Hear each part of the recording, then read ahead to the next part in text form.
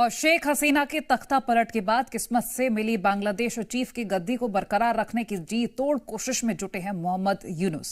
इसके लिए यूनुस ने शेख हसीना के पीछे एंटी करप्शन कमीशन लगा दिया है। यानी कि अब आवामी लीग चीफ शेख हसीना के खिलाफ आरोपों की जांच यूनुस के इशारे पर ही होगी।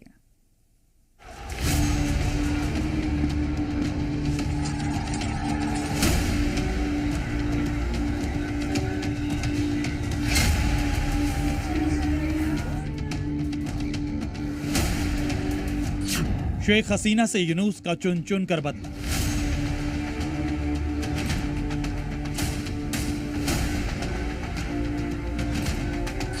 शेख हसीना सरकार के तख्ता पलट के बाद किस्मत से बांग्लादेश चीफ बने मोहम्मद यूनुस पूरी तरह बदले की राजनीति पर उतर आए हैं।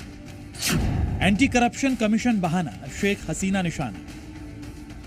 शेख हसीना को बांग्लादेश छोड़ने पर मजबूर तो किया ही, अब यूनुस ने शेख हसीना के पीछे एंटी करप्शन कमीशन लगा दिया है। ছাত্র এবং ছাত্রী ভাই বোনদেরকে স্পেশাল থ্যাঙ্কস। আপনারা দেখতে পাচ্ছেন আমি গণভবনের ভিতরে এখন গণভবনের মধ্যে অবস্থান করতেছি। এই যে আমাদের আর্মি ভাইয়েরা আমাদের সহযোগিতা করেছেন, তাদেরকে ধন্যবাদ। बांग्लादेश में एसीसी यानी एंटी करप्शन कमीशन ने पूर्व प्रधानमंत्री शेख हसीना, उनकी बहन शेख रेहाना, भतीजी ट्यूलिप सिद्दीकी और बेटे सजीब वाजिद जॉय के खिलाफ भ्रष्टाचार के आरोपों की जांच शुरू कर दी है। साफ है कि हसीना के देश छोड़ने के बाद भी यूनुस को चैन नहीं है। यूनुस सरकार ने शेख हसीना पर क्या आरोप लगाए हैं, ये भी जान लीजिए। सरकारी फंड का गलत इस्तेमाल, भ्रष्टाचार और भाई भतीजावाद, चुनाव सिस्टम पर असर डालना, सबसे बड़े बैंक डिफॉल्टर को सलाहकार बनाना, डिफॉल्टर्स कारोबारियों को मंत्री बनाना, विवादित कोटा सिस्टम बनाना।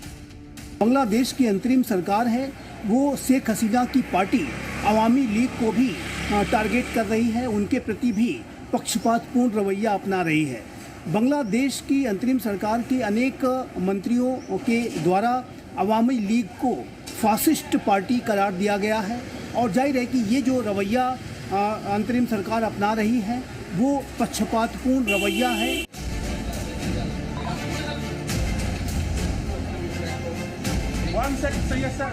अब तक जो आपने देखा और समझा वो हसीना के खिलाफ यूनुस सरकार और कट्टरपंथियों के आरोप है। इस बीच बांग्लादेश में शेख हसीना की पार्टी ने यूनुस सरकार पर बड़ा आरोप लगाया है। शेख हसीना की पार्टी ने कार्यकर्ताओं के खिलाफ हिंसा का आरोप लगाया है। अवामी लीग का दावा है कि जुलाई से अब तक 400 कार्यकर्ताओं की हत्या की गई है। अवामी लीग ने जुलाई से अब तक मारे गए 394 पार्टी पदाधिकारियों की लिस्ट जारी की है।